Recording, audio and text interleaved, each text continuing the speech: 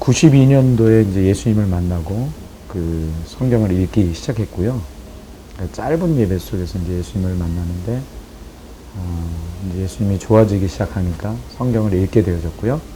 성경을 읽으면서 큐티를 하게 되어졌습니다. 그래서 큐티를 통해서 저는 어떤 묵상집으로 큐티를 한 것이 아니라 성경 자체만 가지고 예를 들어서 복음서에 이제 한 문단씩 계속 이렇게 하루에 한 문단씩 큐티를 하면서 매일매일 그 큐티 속에서 하나님을 기적적으로 많이 체험을 했어요.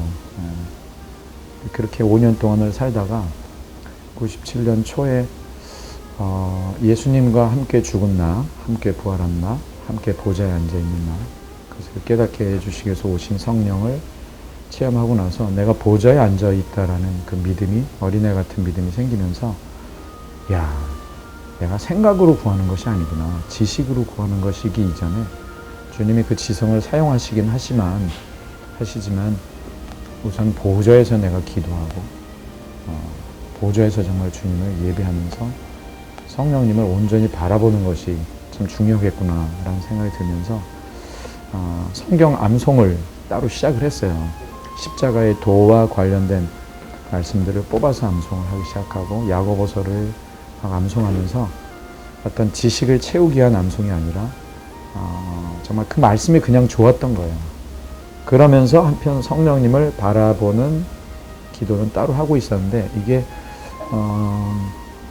정확하게 성경을 암송하면서 성령님을 바라보는 차원은 아니었고 암송은 따로 말씀이 너무 좋으니까 암송, 그다음에 기도는 성령님을 또 바라보는 그런 두 가지 차원에서 이제 보좌의 기도가 이어졌는데 2006년도 9월 이제 9년째 되던 해죠. 그러니까 그 성경 암송을 한 지 한 9년째 되던 때에 성령님이 그 암송을 나를 바라보는 도구로 사용하라 그러셔서 그때 정말 놀라운 체험을 했죠. 처음으로 암송을 막 소리내어 내 그 어떤 생각도 떠오르는 어떤 생각도 보좌에서 주의 영광을 바라보는 것에 방해가 된다는 어제까지 하나님에 대한 지식과 경험도 방해가 된다는 생각이 막 들면서 그 생각을 계속 내려놓으면서 어린아이와 같이 이제 성령님을 좀 바라보는 암송으로 성령님을 바라보는 기도가 이제 새로 시작됐죠. 2006년 9월에.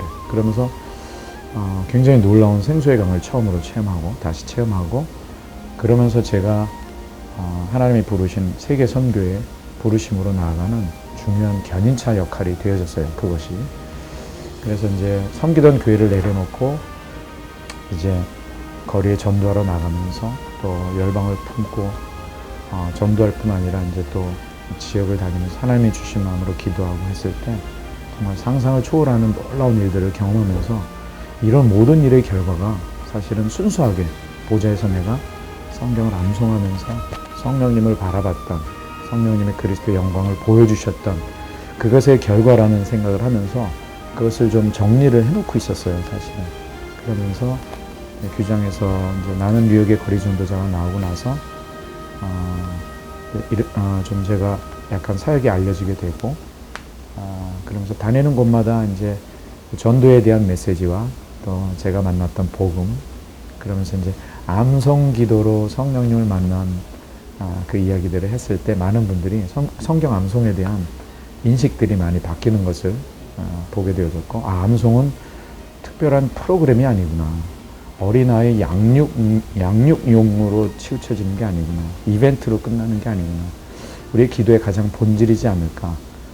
그런 생각을 하면서 사실 헬라적인 그 큐티가 그 본질적인 암송 기도를 좀 대체해버린 듯한 그런 것을 발견하면서 좀 찾아보기 시작했죠. 교회 역사를. 그랬더니 역시나 그 유대적 귀한 자산을 이렇게 제껴버린 어떤 그런 역사적인 부분들을 보면서 이것이 모든 크리스찬들에게 좀 알려져야 될 부분이지 않을까.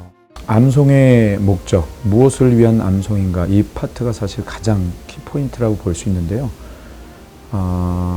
이 세상에서 일어난 사건 중에 가장 위대한 사건, 죽음, 부활, 보좌, 그 연합의 진리, 갈라디아서 2장 20절, 에베소서 2장 5절, 6절 바로 그 죽음, 부활, 보좌, 연합을 깨닫게 하시는 성령이시기 때문에 정말 성령님이 클라이막스시죠.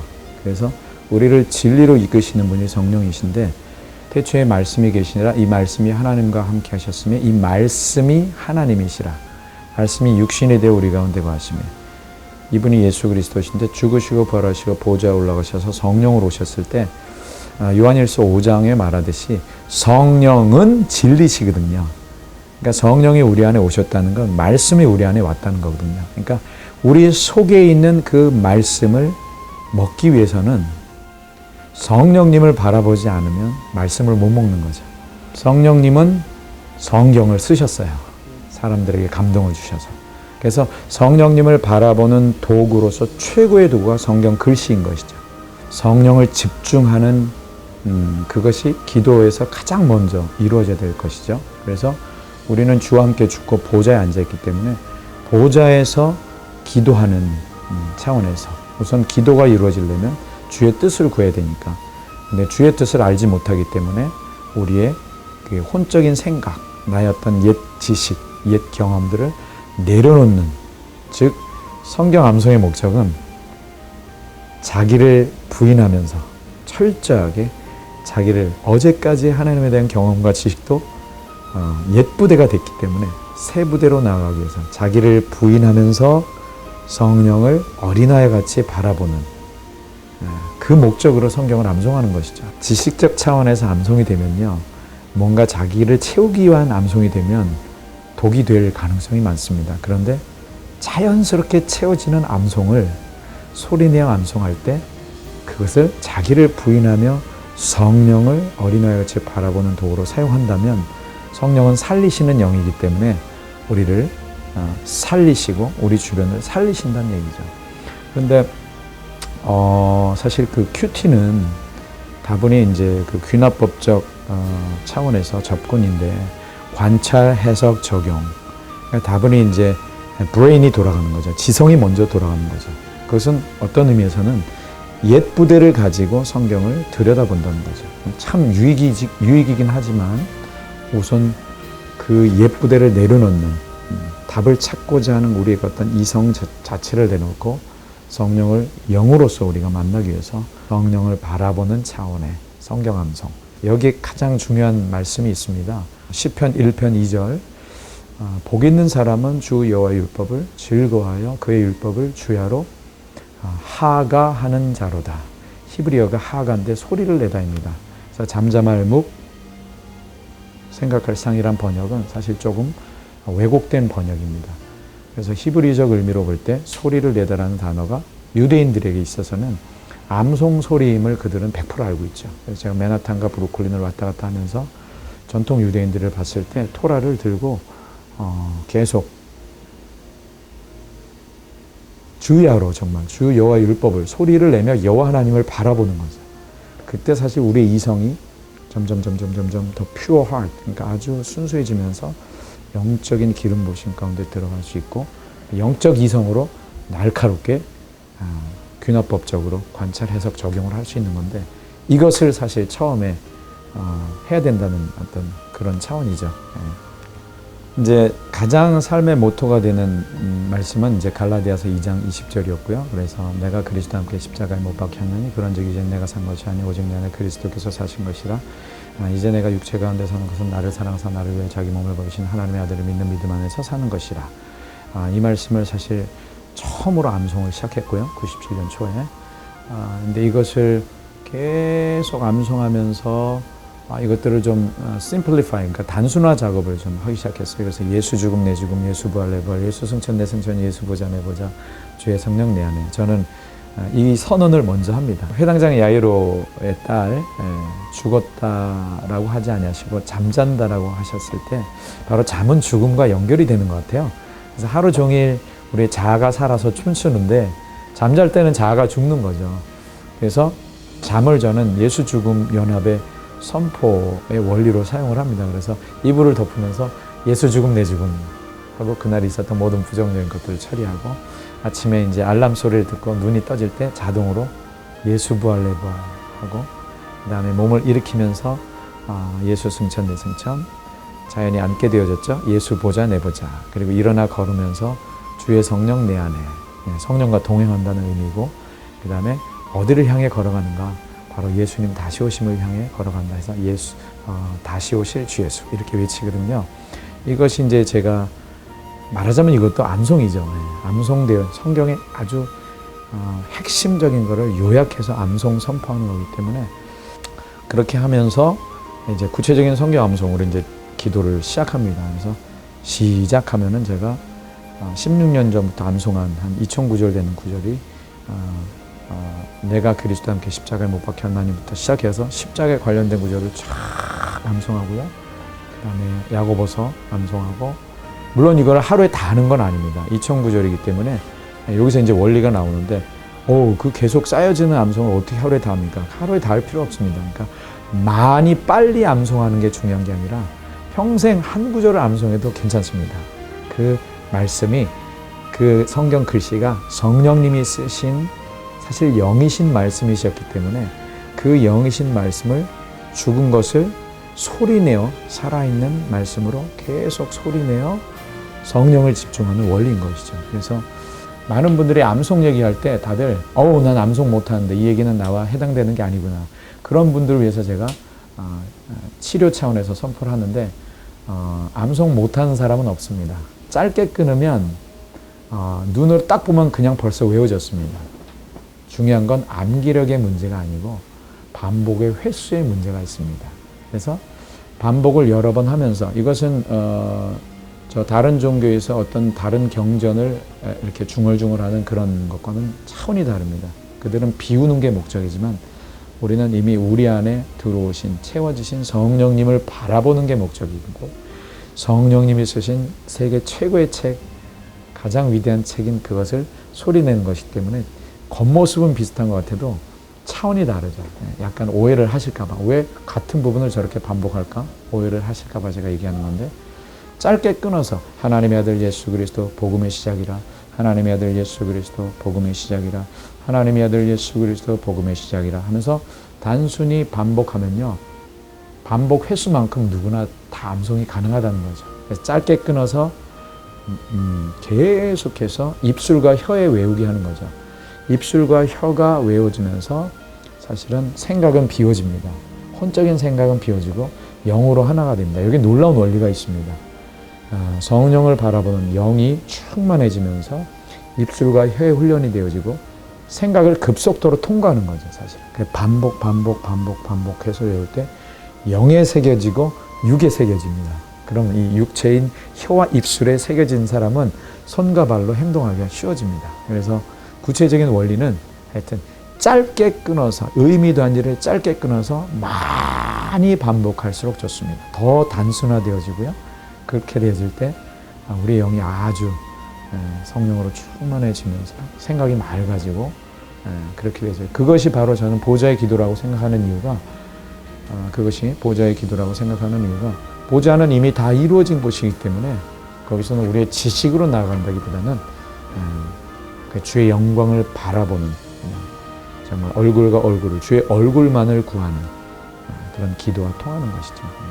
암송이 이제 하나의 좋은 그 기도의 툴이고요. 우리의 삶을 이끄시는 분은 성령님이시기 때문에 성령을 누가 더 잘 초점을 맞추는가가 이제 우리 삶의 승부의 관건인 것 같고요. 우리가 어떤 과거의 상처에 잡혀 있다든지, 현재 당면한 문제에 잡혀 있다든지, 지금 다가올 미래에 대해서 두려워한다든지, 그 자꾸 우리의 생각이 그런 감정을 불러내거든요. 근데 기도할 때 자꾸 이런 것들이 떠오릅니다. 근데 기도는 그것을 제끼는 것부터가 기도거든요. 그래서 그것을 제끼는 도구로서의 암송. 제가 예를 들어 드릴게요. 하나님의 아들 예수 그리스도 복음의 시작은, 지금 전 이걸 하면서 이 뜻이 무엇일까 깊은 의미를 알고 싶다라는 그거 자체를 내려놓으면서 내 안에 연합하신 성령님은 단순히 어린아이같이 바라보는 차원이거든요.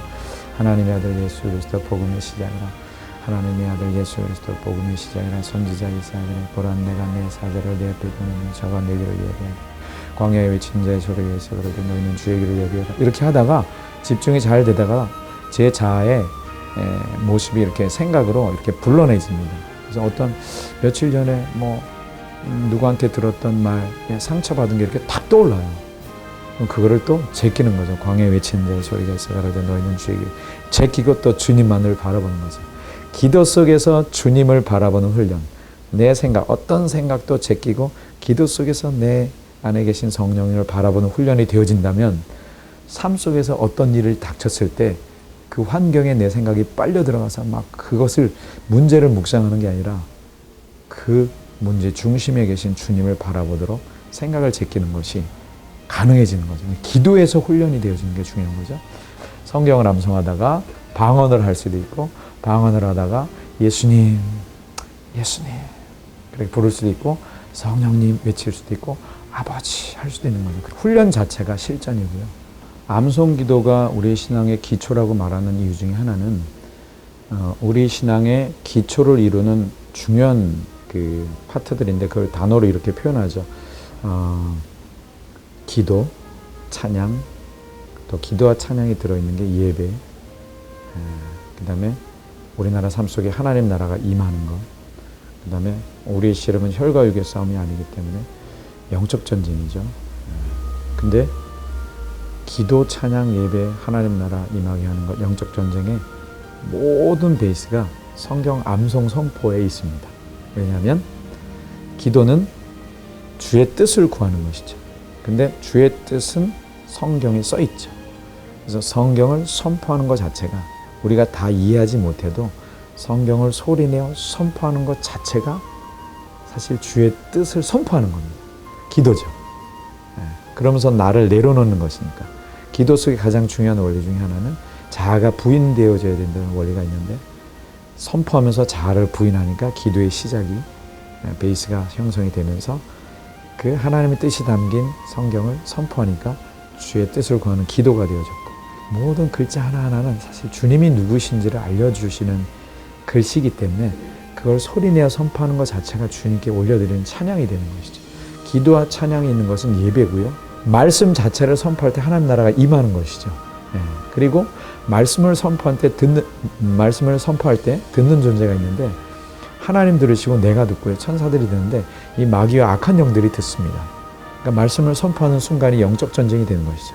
즉 말씀을 소리내어 선포할 때 기도, 찬양, 예배, 하나님 나라 임함, 영적 전쟁이 이루어지는 이 신앙의 기초가 이루어지는 것이죠. 다들 얘기하시잖아요. 말씀 없이는 안 돼. 말씀 없이는 안 돼. 근데 사실은 문자에 빠져 있는 분들이 많습니다.